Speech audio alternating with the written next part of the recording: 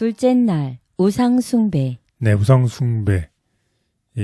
다니엘 세 친구에게 우상에게 경배하라고 강요를 했었죠. 그때에 경배를 하거나 혹은 무엇인가요? 거절하면 죽음이라는 제목으로 공부를 해보겠습니다.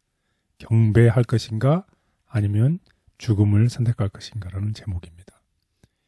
이 느부갓네살 왕이 아까 우리가 2장에서 꿈을 통해서 받은 그 계시를 통해서 역사에 흘러가는 하나님의 역사의 주관자인데 하나님의 주관에 반역해서 자신의 왕국이 끝나지 않을 것이라는 소망을 가지고서 무엇을 세웠나요?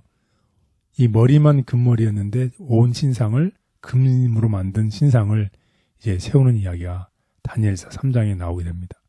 근데 그것으로만으로 만족하지 않고 더 나아가서 모든 사람들에게 무엇하게 하나요? 경배하게 하는, 그래서 자신의 영원한 권위를 인정하게 하려고 역사에 반해서 하나님의 주권에 반해서 그 신성하게 절하게 하는 장면이 다니엘서 3장 2절에 나오게 됩니다.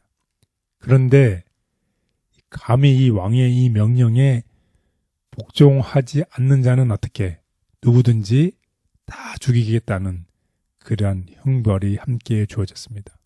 그래서 경배하거나 경배하지 않는 사람에게는 어떻게 무엇이다? 죽음이다라는 명령이 내려졌습니다. 그런데 이 세 명의 신실한 다니엘의 친구가 있었죠.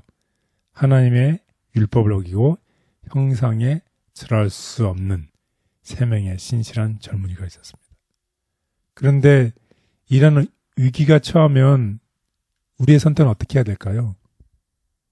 근데 겉으로 정말 절하는 척할 수도 있잖아요. 네. 그래서 그 순간을 모면할 수 있잖아요. 그런데 그렇게 할 수도 있었지만 그것은 신앙을 공개적으로 부인하는 것과 다름이 없다고 생각하는 이 세 명의 친구는 어떻게 했나요? 거절했죠. 그래서 그들은 무엇을 받아들이고 선택했나요? 경배 대신에 죽음을 받아들이고 선택한 이야기가 다니엘서 3장에 나와 있는 이야기입니다. 그런데 정말 극적인 이야기가 나오죠.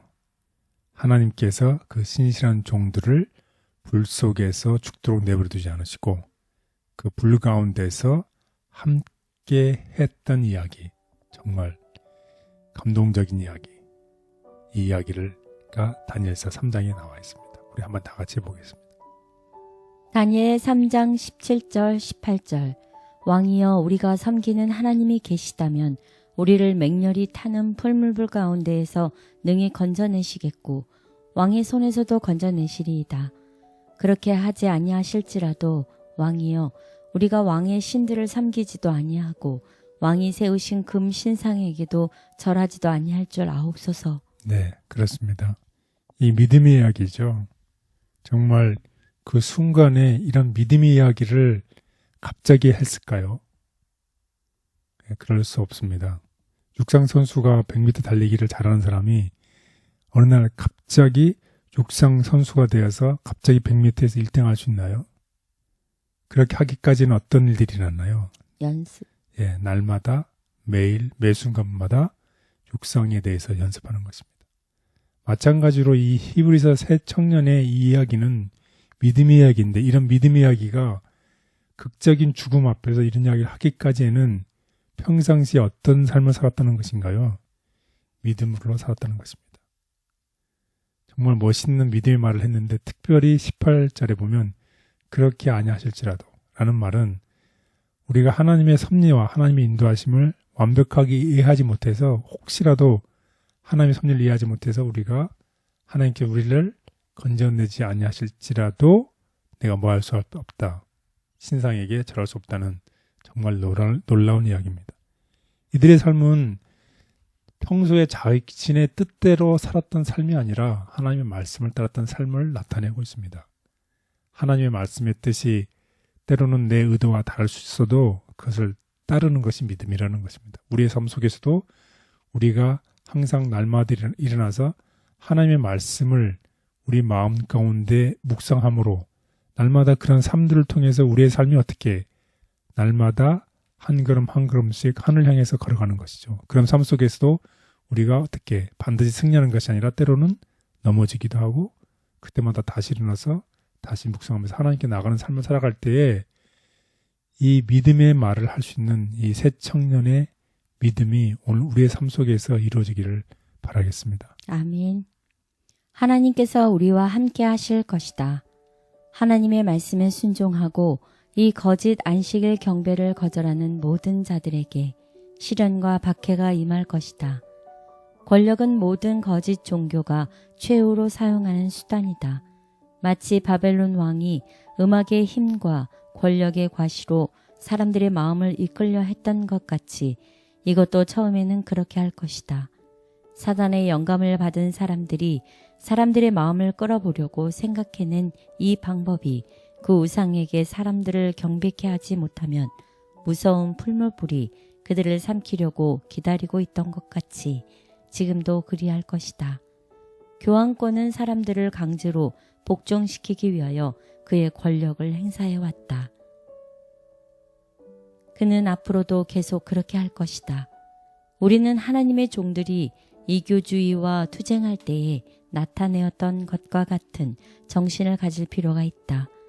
로마 황제가 기독교인들을 어떻게 대했는지를 설명하면서 터툴리아는 우리는 맹수에게 던져져 회개하게 하고 화염에 태워지고 감옥과 광산에 갇히고 반모와 같은 섬으로 추방당했지만 모두 실패했다. 라고 말한다. 새 히브리인의 경우도 마찬가지였다. 그들의 눈은 오직 하나님의 영광만을 향했고 그들의 영혼은 굳건했으며 진리의 힘이 그들을 하나님께 대한 충성의 굳건히 붙들었다. 오직 하나님의 능력 안에서만 우리는 그분께 충성할 수 있다. 유한하고 죄 많은 인간의 계명은 영원하신 하나님의 말씀 앞에서는 하찮은 것이 될 것이다. 비록 좁은 감옥과 쇠사슬에 묶인 채 추방이 눈앞에 닥쳐와도 진리는 어떤 대가를 치르더라도 순종해야 한다. 여러분이 충성스럽고 진실하다면 풀무 속에서 새 히브리 자녀와 함께 하셨고 사자굴에서 다니엘을 보호하셨으며 외로운 섬에서 요한에게 자신을 나타내신 그 하나님께서 여러분이 가는 곳마다 여러분과 함께 하실 것이다. 그분의 변함없는 임재가 여러분을 위로하고 붙들어 줄 것이며 여러분은 사람이 나를 사랑하면 내 말을 지키리니 내 아버지께서 그를 사랑하실 것이요 우리가 그에게 가서 거처를 그와 함께 하리라 라는 약속의 성취를 깨닫게 될 것이다. 사탄은 자존심이 강하며 하나님을 노골적으로 거역한 느부갓네살을 통해 믿음을 시험했지만 새 친구는 생명을 걸고서라도 믿음에 굳게 설 것을 보여주었다. 우상 숭배의 강요가 참 하나님을 알리게 함. 하나님의 백성의 과거 역사에서도 그러했다. 느부갓네살이 세운 큰 금신상에 경배하기를 거절함으로 새 히브리인들은 불타는 풀물 속에 던져졌다. 그러나 하나님께서는 그분의 종들을 불꽃 속에서 보호하셨고 우상 숭배를 강요하기 위한 시도는 참 하나님을 알려주는 지식을 모인 방백들과 넓은 바벨론 나라의 위대한 사람들 앞에 제시해주는 결과가 되었다. 대쟁투의 전말을 알면서도 자신의 결정을 따라 하나님을 대항한 루시퍼와 같은 잘못을 반복하지 않기를 원합니다. 자신의 결정을 하나님의 계획보다 앞세운 잘못이 있다면 돌이키게 도와주시고 하나님을 섬기는데 충성하도록 인도하옵소서. 예수님의 이름으로 기도드렸습니다. 아멘.